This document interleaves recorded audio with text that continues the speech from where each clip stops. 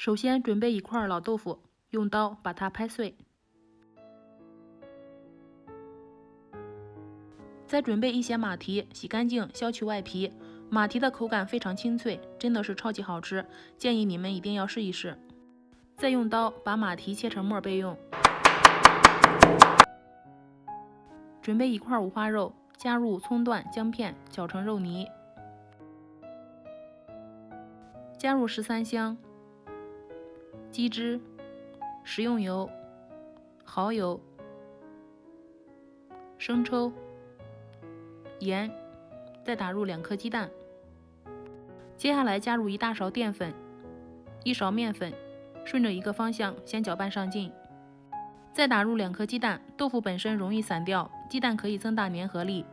取出模具，刷上食用油，倒入搅拌好的馅料，用手压瓷实一些。如果喜欢口感更劲道一些的，可以适当多加一点木薯淀粉，盖上保鲜膜，用牙签戳几个洞。水开上锅，开大火蒸30分钟。准备1把大蒜切成末，喜欢辣的可以放一点辣椒。